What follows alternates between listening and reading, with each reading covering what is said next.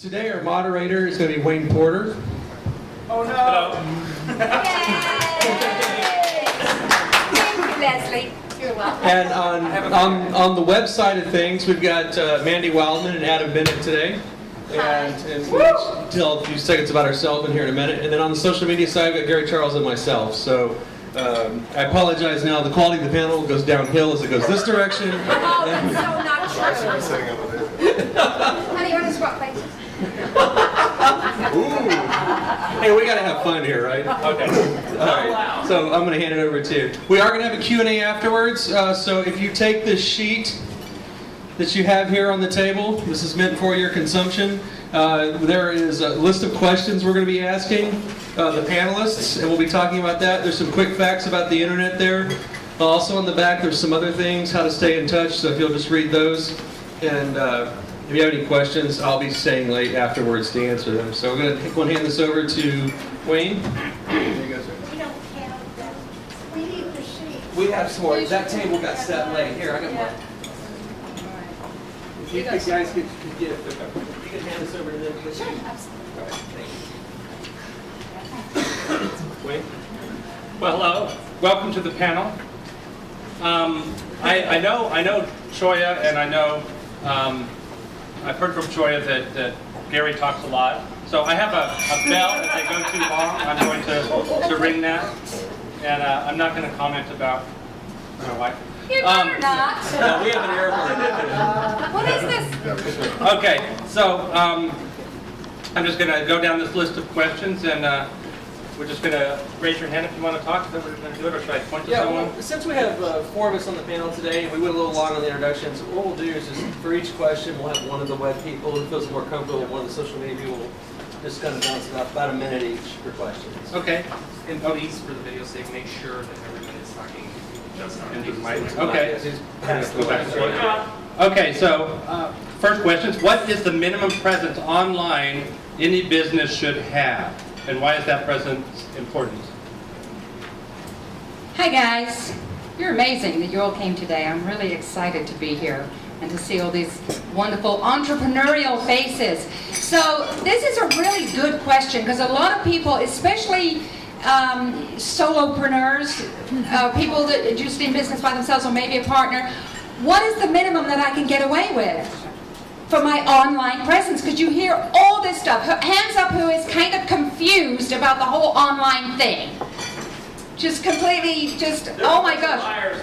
There's so much to do. So let's cut it down to the basics of the irreducible minimum. Gary, feel free to jump in, of what you need in order to be considered a credible business online today. For credibility, this isn't about necessarily getting clients. Yeah, it is about that, but for credibility, you need to have a website. It doesn't have to be huge, fancy, or have a lot of bells and whistles, but you have to have a good-looking, modern-looking, fresh website. And then you have to have, in my opinion, and again, there's a lot of opinions going around, I'm just giving you what I think consider the absolute irreducible minimum is a personal Facebook page, but a business page for your Facebook. And a Twitter account. Some people can't keep up with all of that, so then I would just recommend, if you were going to cut it back to its basics, your website and your Facebook business page, and then when you're blogging on your website, you would connect it up to your Facebook so that it automatically does a post on your Facebook page. And that's about the most basic. Don't go crazy, keep it simple. You're one person or you're a small group of people, you can do so much. That would be what I would say would be the basic presence. Gonna move along. I think we need the bell for her too. Yeah. I was gonna, the first time I'll let it slide, but okay. What is the importance of having a mobile optimized web presence? Well, hey everybody, my name's Adam Bennett. I'm with Cube Creative Design and Consulting. We also own Digital Connect Media, so we do web and print, and we also do digital signage. So that's a little bit about who I am. We've been in Asheville. Well, I'm a local guy, so I've been here my whole life. But we've been in this business for 7 years, running it as a web design company. the importance of a mobile website. Well, first let me ask you, how many people still use the Yellow Pages? And it's okay, you can raise your hand. You know that book that sits underneath your phone? I think I saw 2 hands. I think that pretty much answered our question. Right. I think that answered our question though about, you know, should my business have a website? Well, people aren't going to the Yellow Pages anymore. They are going to Google and Yahoo.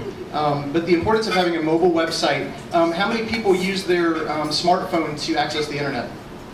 Okay, right now that is about, and this might be a little different, but last I read was about 8%. In 2 years, that number is going to jump to 52%.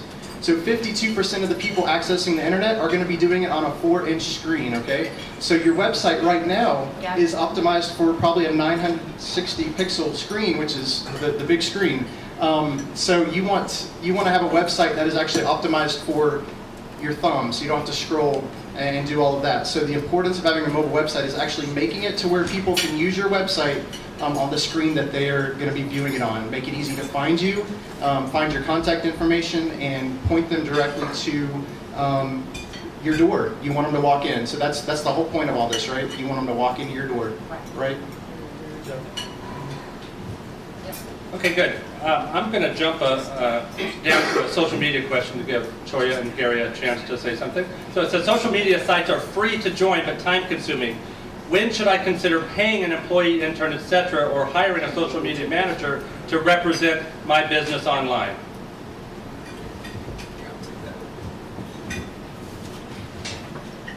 Thanks, Wayne. A lot of deciding, you know, how much time do you want to spend on managing your online presence really has to boil down to, could you be doing something else and making more money? That really is a simple question and answer for that. Thank you. If you can make more money changing oil, or if you can make more money signing up a deal, or if you can make more money running a radio station than you can sitting on Facebook or Twitter all day long, then you need to pay somebody else to do it. That really is the dividing line. Now, if you're in a business where you have a lot of time, let's say you have a high ticket average, you don't sell as many, you've got some downtime, then you're a perfect candidate to do yourself. You've got time to get on Facebook, manage it. You don't necessarily need to pay somebody at that point. But if you're constantly busy, you don't have the time, and it's taking away from your ability to make money, then it just becomes another acceptable, appropriate business expense, like paying the light bill or paying the rent. It's something you do to keep your business open. A good social media manager, if you don't have the time to do it, is worth their weight in gold, and they cost a lot less than having a staff employee who may not be well trained in that. You got to be careful sometimes handing it to an intern or one of the employees. Say, here, run my social media, be the online active voice of my business, and I'll only pay you minimum wage. Have fun. So you just want to be, it's a smart decision to either run it yourself or hire a professional, not to really farm it out to the convenient employee or family member who says they'll get around to it. So it is absolutely so important to have an active online social media presence, just like a website, because your social media is your real-time conversation. You don't want to miss that someone who went on your Facebook page and said, hey, do you still have that 4-piece sectional couch in stock over at the regeneration station? No, you want to be able to say, no, we just sold it, but I just got it a beautiful 3-piece here, let me send you a picture, versus not responding for 3 days and they went to some other store and bought something else. So you want to engage those customers actively. You need someone on the ball doing that. So that really is the breaking point, where it becomes profitable to hire someone to do it. Totally agree. Okay. How can social media activities, this is I think important to a lot of people because it's the reason you would do it mostly. How can social media activities help you sell products and services? Give you the tricky one. Okay, for the most part, social media is just a tool. Your website's just a tool. A little bit more than that. Okay. Developing relationships is what social media is all about. So if you're online on these different platforms and you know how to develop relationships, whether it's on Pinterest with a photo, maybe sharing a photo of your product or service, or even a photo of scenery, humor, something to interact with other people, it starts a relationship. And sales are made through relationships. Business is done through relationships. I a lot of times simplify it because everybody tries to get so technical about social media, but all it is developing person-to-person skills and then taking those skills and putting them online on these different social media platforms. So it's not as complicated, but it needs to be systemized. Once you have that audience that you've built, then you're able to offer a product. You know, you don't just, if somebody just comes running down the stairs right now screaming, buy from me, I'm with some company, most of them be like, get out of my face, just go. Oh, at least I would, that's my Brooklyn.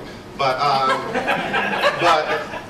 it's, and that's how a lot of people treat social media. They come on social media for one day, 1 week, they put a couple things up, oh, nobody's buying, it's not working for me.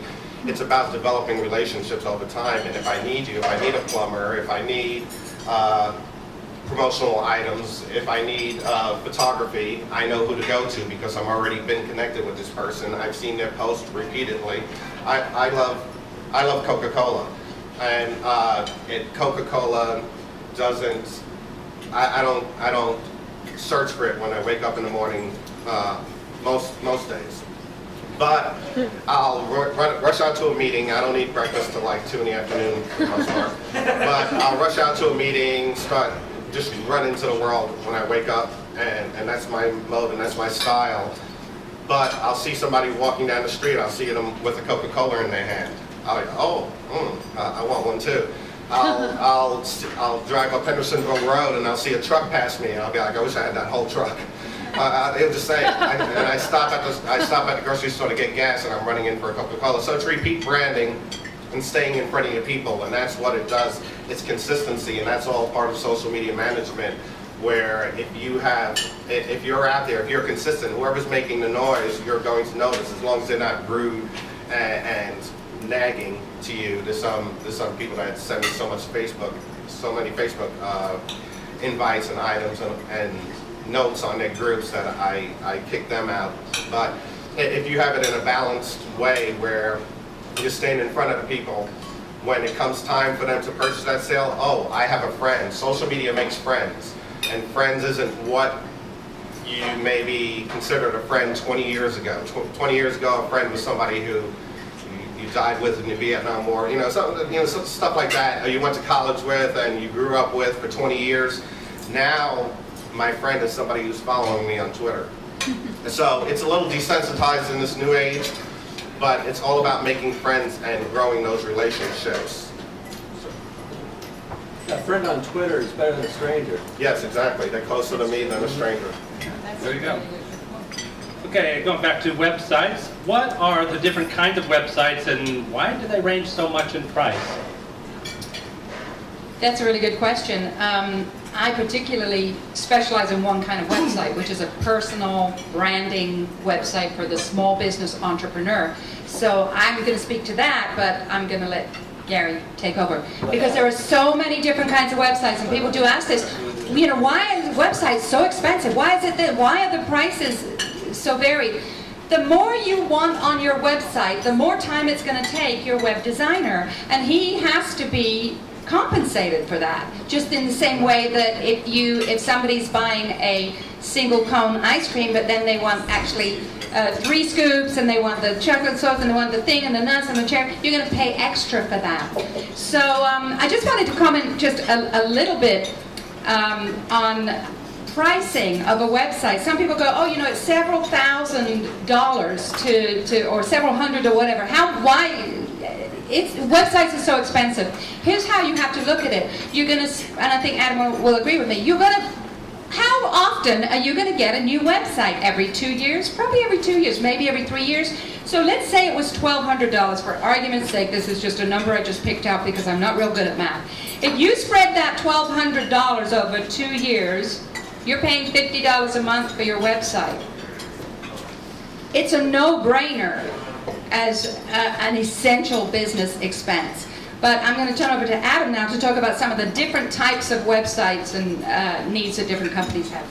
Absolutely, thanks. There are essentially 3 different types of websites. One is a small brochure site that really gets you out there. Then there's a mid-range site that you might add, like an e-commerce where you're selling online. And then there's that a large website where you actually have custom programming and all the bells and whistles and all of that good stuff. For most businesses, the brochure type of site is really going to be what you need. And those can be very affordable, but like she said, well, I'll give an example. I can't change my own oil. I'll admit it. So I pay somebody to change my oil to make sure that I can get around town. So in the same way, you know, I'm paying them to do a service. You pay a web designer to do a service. It's the same exact thing. We're all here to help each other out. So we have affordable websites. Most designers are going to charge a very competitive rate. So do shop around. But to find a website that you need, talk to different designers and see how they work with you and if they fit your model. Each designer designs differently, and really it's all about customizing it to your business and what's going to be best for you. And a lot of us deal with websites on different levels and with different groups, different people. I'll just tell you a little bit about how we go over a website.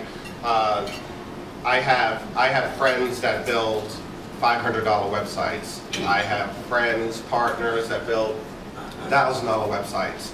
I have ones that build $5,000 websites, and I have others that are after $250,000 websites.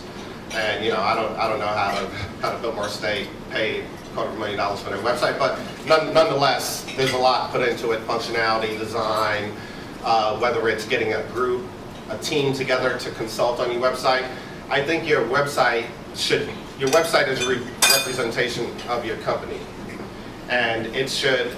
You cannot. Your company is not better than your website. Is no better than your website is. To me, I'm on a different level and I live online a lot. But if I go to your website and your website is trashy, I consider your company trashy because that's your first appearance. So I put a lot of importance on it. And it's not just about creating a website, it's also getting the design right and the graphics right, because if you don't have that right, it looks a mess, or your logo's not complete, or your teenage son in college built your Facebook page, or something like that, you're going to have problems. And it's all how your company is represented. How do you want people to see your company? If you want your company to seem a mess in person, then leave it a mess online, but it should be consistent all across the board. A lot of times I take people through a process where we're checking out the design. What design do you have? I was with a school in Cullowhee the other day, and I was like, okay, your logo makes me think of vacation, and it was supposed to be an educational logo. So different items like that, everything comes into play. So your choice, a lot of times with websites, your choice is you could go with an economy level, or you can make a wise investment in something that's going to be with you for years to come, just like they were saying, and that you can improve on. I constantly push content management websites where you can update yourself, because we're gone like with the days when, you know, if you wanted to change something on your website, you got to pay a designer $100 or a developer $200. Those days are gone. If you want to update, if you want to add some news, you use a WordPress website, a Drupal website, and you know, go from there. I usually quote my clients about $4,000 with design and a base WordPress website that we could grow upon. So that's getting professional design. I mean, something that, you know, Cisco or any of the brands around, doesn't matter how big or small they are, your company and brand can hang with it. Okay. We talked about a little bit about social media. You mentioned Pinterest. Well, so what are some of the better social media sites to use in business? You know, there's YouTube, LinkedIn, Facebook, Pinterest. Which one would you recommend, and how would you use it? Okay, I go down a checklist for social media a lot of times, and I list certain sites that have proved to be effective to me and that are reaching different audiences. So different social networks like Twitter, Facebook, YouTube, they all have audiences on them. Some like to watch videos all the time, so they hang out on YouTube or Vimeo. Some like to look at pictures all the time, so they're hanging out on Instagram, Pinterest, Flickr, etc. So I go down a list of social media sites. Of course, Facebook and Twitter LinkedIn, if you're a professional, if you're a business person, then you should have a representation on LinkedIn.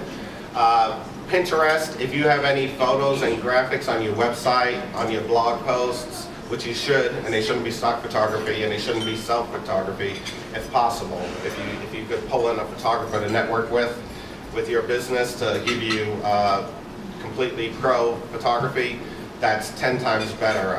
We must have redid about 3 different websites in the past 2 months on people that just use stock photography, and we put real life photos by a professional, edited, looking good, and we're getting so much better response from the website.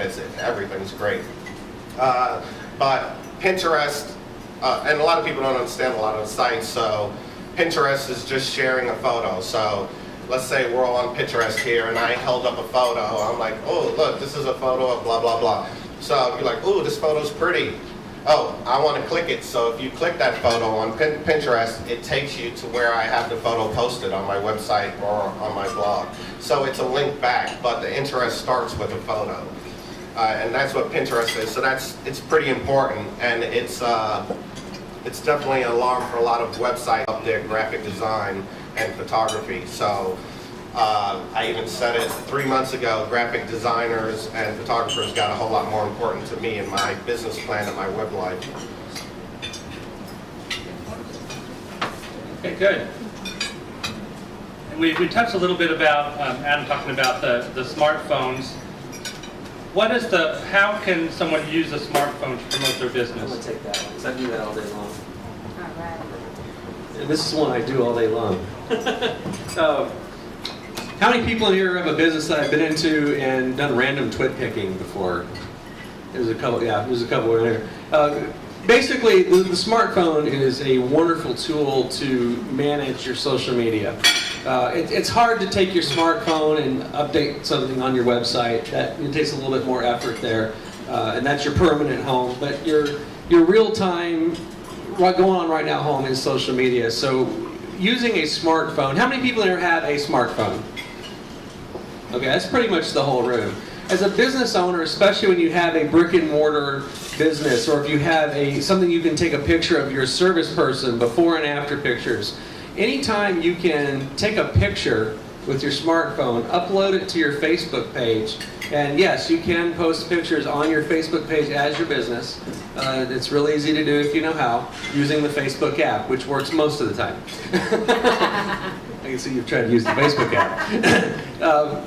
But the point of that is it's visual, and I've tested it. I do social media management for about 15 companies, and I have put up text posts, and then a couple hours later I put up a picture post. So I always get 3-to-1 response on the picture post, and that's because people are visual. We see something. The picture tells 1,000 words. This works great when you have something to look at, whether it's a before and after carpet that you've cleaned, or it's a picture of a lunch special, or it's a picture of the radio host that's about to go on the air. It's just something to talk about, something visual. So using that smartphone specifically to take pictures and put them on Facebook or to share them on Twitter.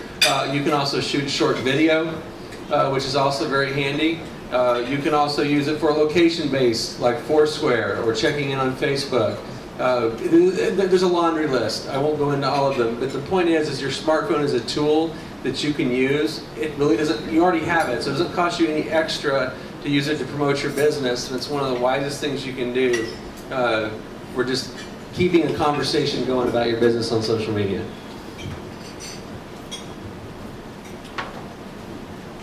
Okay, next question is, what is a blog? Should someone blog, and should someone have someone else blog for them? Who has a blog here? Hands up, who has a blog? Good. So I'm going to talk about leveraging your blogging and how to write it once and use it in many ways. So what a blog is basically a website. So it's like a regular website, but the blog part is where you write these little articles or little musings, something that you've observed, something you've noticed. The way to use a blog, I think, to its best advantage, you always have it connected to your Facebook so that it goes on your Facebook so that people can see it and you don't have to do too much work. I like to blog a mixture of musings, what I call musings. Something, hey, I was driving along today, and you know what, I noticed this thing, and you know, it made me think, blah, blah, blah, blah. So I like to do a mixture of those, and then a mixture of sort of more slightly hardcore articles, like, man, it drives me mad when I go to a home page and I see somebody who's just blah, blah, blah, blah, blah, blah, blah. You know, you need to just put 3 questions on there that relate to your clients, and then a call to action, what do you need to do? So that would be more like an article. And then what I like to do is I like to repurpose my blog in my next newsletter. So you send out a newsletter. Let's put your most recent blog article into your newsletter with a little link back to your blog. So now they're on your website. Hopefully you've got some offers on your website, like, hey, click here for my free whatever, or click and sign up for my mailing list, or give me a call because this week we're having a special. So you're going to blog, you capture people's interest. It's not sales. Do not sell on your blog. You can sell after your blog, or at the bottom of the blog you can say, hey, click here for a free business consultation. Your blog is to inform people and give them really useful information that they can apply right there, and that positions you as the expert in your field. So don't sell with your blog, just interest and intrigue people with your blog, and educate them a little bit, but not in a boring way, in a more anecdotal way. Do you know what I mean by anecdotal? Tell stories. People love stories, because there's a bazillion blogs out there, and yours has to be different, and it has to really grab that interest and give people information so that they go, wow, he's sharing this great information. I think I'm going to follow his blog. So yes, blogging, yes. I also want to add one thing about blogging. You can either have your blog on your website, or you can have an external blog through WordPress or another blogger, something like that. The importance of blogging isn't just enticing the readers who are actually coming to your blog. You want those search engines to pick up the keywords that you're throwing out on those blogs. So you want Google to go to your blog, and if you're updating pretty frequently, they'll probably come by once a week, twice a week, and see what you're posting. So you want to be able to throw those keywords out in your blog, get people back to your website, back to your social media, and through your door. The way I list these social media sites, I list them as a bunch of circles around your website. So your website being your main hub, a lot of times with clients I use the blog to get back to the website, of course, point them back to the home base. So on your blog, not just in the post, but you should have contact information, links to your website, links to your social media, also on your blog. A free blog, a blogger like he said, or a WordPress blog, which you could build it on the outside or inside your website. Of course, a lot of people are migrating toward putting them inside the website.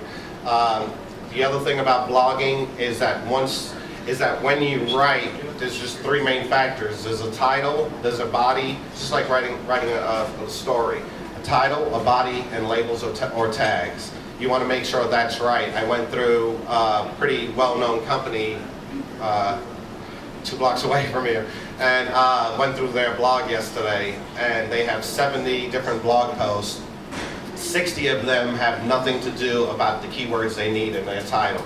So, okay, if you're talking about Asheville insurance incident, or something like that, or maybe Asheville financial gain, make sure the title tells people what you're talking about to begin with, because that's the main thing Google indexes, and then have the content complement it as well.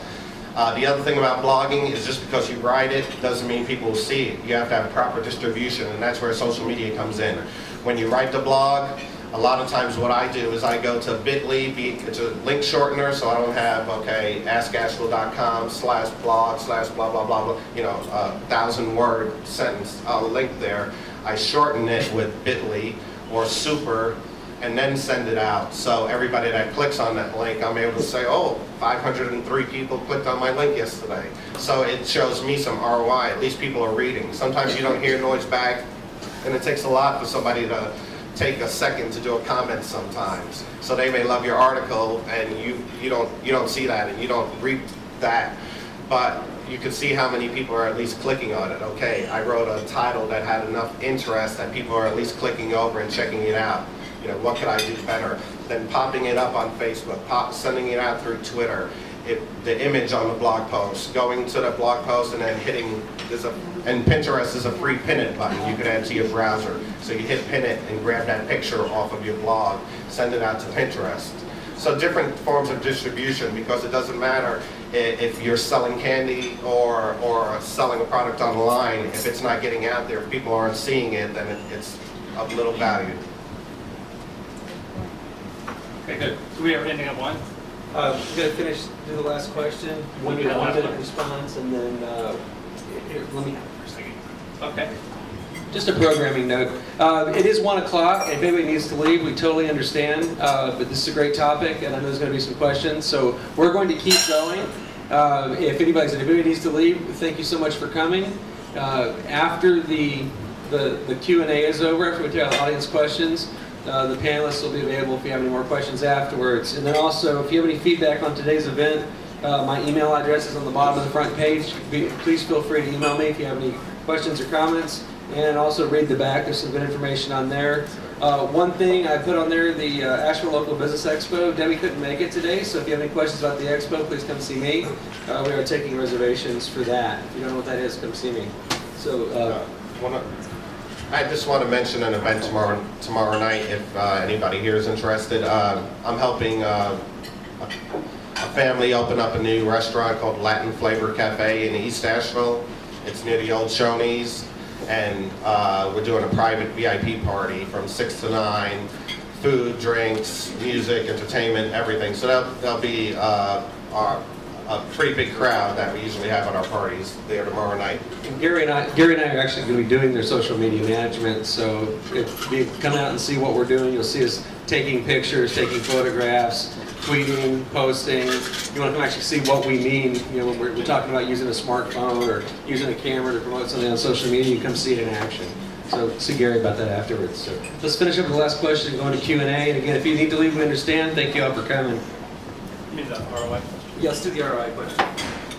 Okay, well, the last question here is, how do you measure a website or social media platforms in terms of ROI, return on investment, and the importance to the overall function of your business? Who wants to take that? Take that for the web. How do you measure ROI? Ooh, that's a tricky one. How much money do you have in your bank account? I like to get things like really, really, really basic, because it's like you can spend hours on this stuff. And sometimes it's just kind of a way to not have to make phone calls and come to a meeting like this and meet potential clients face to face. I want you to keep in mind that what's important is, as Wayne has often said to me, is it's the connection, and Adam said, the connection, the relationships. So how many relationships are you making? How many people are you getting to talk to on the phone or face to face who could be a potential client for you? And that's really, the really bottom line of the ROI is, are all your bills paid and you have plenty of money left over?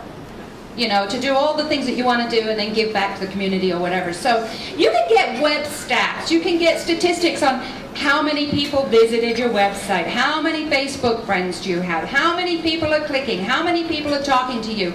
Oh, if there was anything that I would ever outsource, it's that stuff. Me personally, I could spend all day trying to crunch numbers and figure things out and get all thinky-think about it, and by that time I have missed the opportunity to call 5 or 10 people that I could potentially work with or help in some way.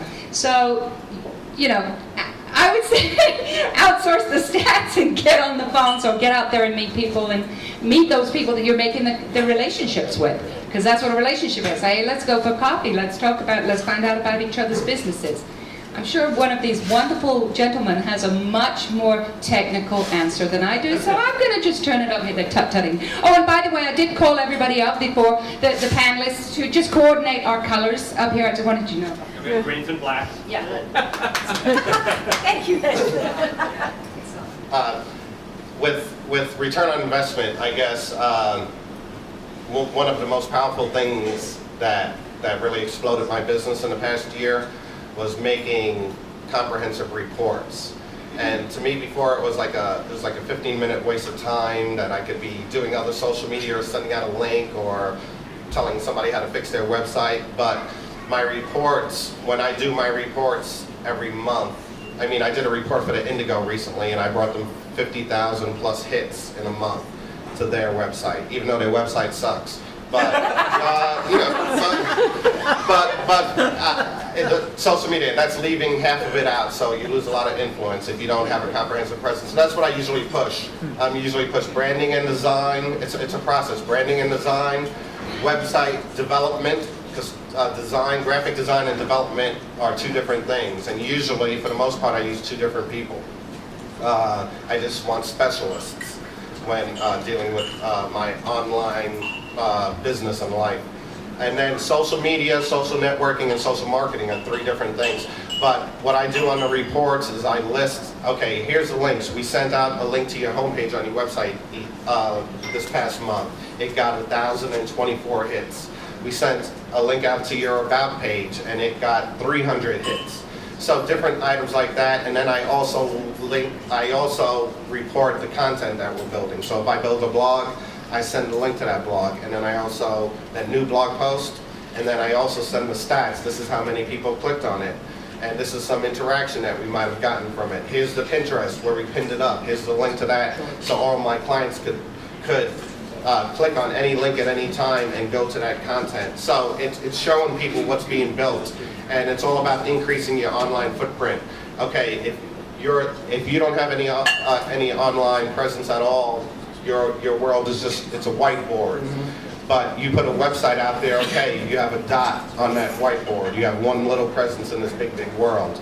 Okay, you put a blog post, that's another dot. You put a tweet, that's another little dot. So you're increasing your digital footprint. And that's what it's about. So if you show clients that you're doing that every month, they'll want more of that. Listen, when we pull up your company, instead of just two measly results, you own the first page of your company. If somebody looks for your company, they don't see yellowpages.com, something like that. They see, okay, Pinterest.com / 360biz or whatever. So they see all of that there, so you own your brand online. And then, of course, if you have any problems in the future and somebody tries to criticize you, they'll end up on the second and third page. So you're protecting your brand as well. But that's really important, is making sure you're dealing with somebody that's giving you reports. A lot of times with ROI, people got frustrated because there were a whole bunch of search engine optimization experts that were around years ago. They're still around. Yeah, they're still around, and I try to ignore them. But search engine optimization is usually a one-time thing, and then the monthly maintenance is stuff you could do to improve your search engine optimization. With search engine optimization is how the search engines see your website. So you're trying to improve that. And it's usually a one-time thing, but search engine SEO experts started charging people $1,000 a month for an automated report. And that's what happens with a lot of the experts around here. So like, I'm one of the people that shout it out and talk about it, so that's they join my fan club. But it's about showing people results and not charging them. And it's even with the content management system, it's showing people some return on their investment. Okay, you paid me this is what I promised to do, and I did it, and I see progress. People want to see progress. If not, it's not even worth it. Why tweet? Why should I meet somebody? Okay, even if I was the most unsocial person in this room, why would I want to meet somebody if I'm not making money? I don't care. I don't care about that person. And it's not all about making money. You're developing a relationship, and that may lead to a great business relationship. I made a quick stop. One of my recent success stories, I went to Charlotte to pick up my friend. I was tired, I was exhausted, I was just worn out. But he was getting off a plane in Charlotte and needed a ride back. So I raced out there, got him. I was in a tank top and shorts. I left the tank top home today since I was coming to this. But I stopped at this hotel on the way back because this guy kept calling me and nagging me. He's like, oh, you gotta meet this guy, you gotta meet this guy. Went to meet the guy. The guy that brought me there ended up getting the boot. They hated him. He was just real overbearing and everything, and yelling about the sales and marketing thing. They hired me, and I landed a giant deal just from a quick stop. I was a mess too. I wanted to get out of there, but it was just making that connection. I made that connection, and then all I did was take the guy's email down. And I said to the man, like, if you're interested, just let me know. It was all frustrating for me too. A month later, I got a call. It's like, hey, Gary, hey, okay, I'm ready to put $50,000 down. who's this? but it's making that connection. You never know. I mean, that was my worst case scenario. I was like, there's no business in this thing. It's a waste of my time even stopping here. But making the connection and at least presenting myself in a limited fashion ended up bringing me a nice return on investment. And little investment on that one. Of course, a lot of times I work like crazy and maybe I don't get the return that's expected, but I'm still planting seed. It's all like the biblical planting. You know, you keep sowing, and that doesn't just go for bad things. You know, you're reaping good things too, and good things are happening in your business and life. Right. Absolutely. Hear, hear. Okay, good. Let's pass those comments, go to Q&A. Okay. Give them a chance. Anybody have any questions that they have for the panel here? I know we didn't answer everything. Okay, well, of course, Johnny, what's your question? As far as videos go, do you recommend doing your own video even if it doesn't look the most professional? Because I know some people use their iPhones to do videos rather than pay a videographer if they can't afford to. Repeat the question. Okay, his question basically is should you just put up your own raw video you shoot on your iPhone or Android on a YouTube channel, or should you have a professional do it? And the answer is yes, both ways. You should do both, and let me tell you why. For example, Google does not care when it's indexing different videos in search, or which was more important, whether a professional videographer shot it or you shot it with your iPhone. That doesn't matter, okay? So for as far as search engine optimization, results, etc., it doesn't matter who shot the video, what it looks like. Now, on the flip side, when someone watches that video, there is a big difference if a professional has properly shot it, produced it, properly rendered it, it's in the right, frames per second, the right, etc. Okay? And it's going to look a lot better, and it's going to be a more lasting professional image. It's going to just look better and deliver a better message. So you really need to have both. Just to give you an example, one of the things that I do, I have clients that we do professional video for using Media Pros, and we put those advertisements on our RelyLocal Asheville channel, which is a Asheville YouTube business channel for business advertisement.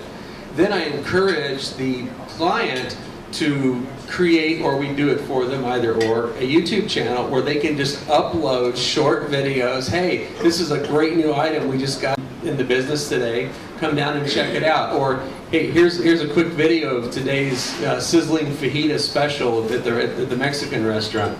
And little things like that. You can't go wrong doing both, but you should have a professional polished presence if you can. At a bare minimum, do it yourself and put up some videos. A lot of it just depends on the image that you want to have when someone sees that video. So that would be my answer. Does that answer your question, Johnny? Yeah. Okay. I mean, I was wondering if it's bad, if it doesn't look the greatest, but I mean, it's just better to do stuff. Yeah. For example, if I'm going to embed a video on my website that I want people to be the first thing I see, you better believe I want someone to have slaved over that video for a good 5 to 10 hours. Okay. I don't want my first impression of an embedded video on my website to be shot on my iPhone. Okay. I just don't want that. You want someone who's done it properly. So, but on the flip side, little short stuff on a YouTube channel is great too. So a lot of it depends on where you're putting it, what you want people to see. So I had just, let's move on if we could. Okay. Anyone else? Next question. Yeah, I had a question about, I've heard different responses to this.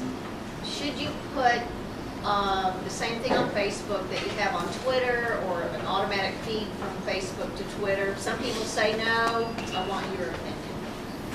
Okay, for the most part, there is going to be a certain percentage of overlapping where people see it on, if they're following you on Twitter, but also like your Facebook page, and they're on both at the same time, they may see it. If they're on Facebook a couple hours later, they may see the thing come by, which is repeat branding, no big deal, you saw it already.